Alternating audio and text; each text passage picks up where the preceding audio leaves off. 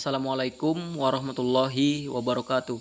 Perkenalkan, nama saya Riki Arisandi, NIM 2105106036, mata kuliah Psikologi Pendidikan kelas B. Di kesempatan kali ini saya ingin mempresentasikan PPT saya dengan materi 5 teori-teori psikologi menurut para ahli.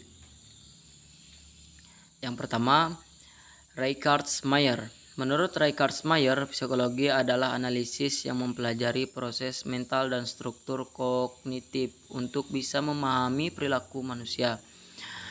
Jadi memang kemampuan kognitif seseorang memang menentukan segala apa yang akan ditambahkan atau ditampakkan dalam sikap dan perilaku mereka, baik yang ditampakkan secara sadar maupun tidak sadar.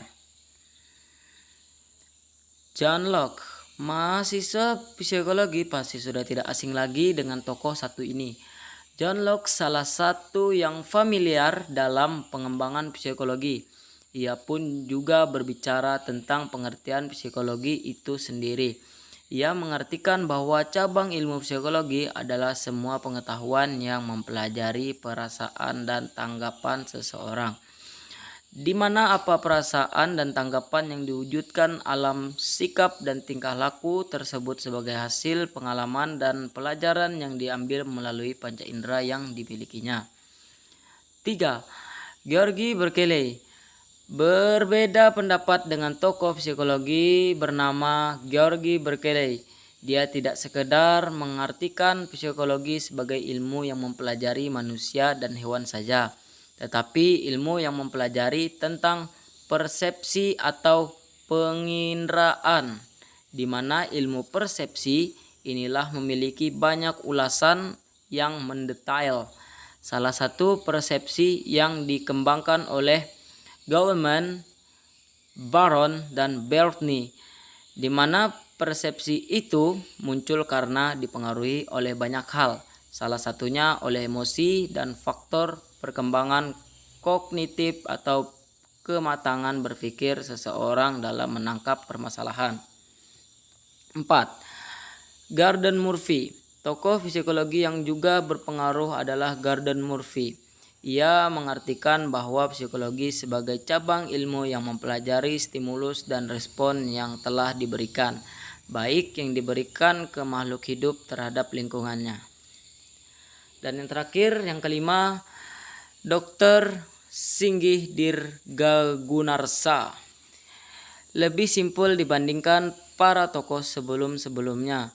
Dalam mengartikan ilmu psikologi, menurut Dr. Singgih Dirgagunarsa, mengartikan atau mengajarkan psikologi sebagai ilmu yang mempelajari tingkah laku manusia. Meskipun singkat, dalam tulisannya pun juga memaparkan banyak perspektif juga. Kesimpulan saya dari 5 ahli psikologi yang ada adalah psikologi itu mempelajari tentang bentuk perilaku kehidupan makhluk hidup, misalnya seperti manusia, hewan, sampai tumbuhan. Semua itu dipelajari dan diteliti. Di situ mempelajari tentang sifat, sikap, emosi, pikiran, dan perasaan terhadap manusia, hewan, dan tumbuhan. Mempelajari ilmu psikologi juga sangat baik dan berguna, karena mempelajari ilmu psikologi kita dapat mengetahui dan membaca apa yang ada dalam pikiran manusia tersebut. Itu adalah salah satu fungsi mempelajari ilmu psikologi. Kita bisa melihat perilaku seseorang dari panca indera kita, dan kita bisa memahami stimulus dan respon yang diberikan. Pada intinya, menurut kesimpulan saya, psikologi adalah mempelajari perilaku kehidupan seperti sifat, sikap, akhlak, pikiran, emosi, dan perasaan pada manusia, hewan, dan tumbuhan. Oke, mungkin itu saja yang dapat saya sampaikan pada presentasi kali ini. Kurang dan lebihnya saya mohon maaf. Wassalamualaikum warahmatullahi wabarakatuh.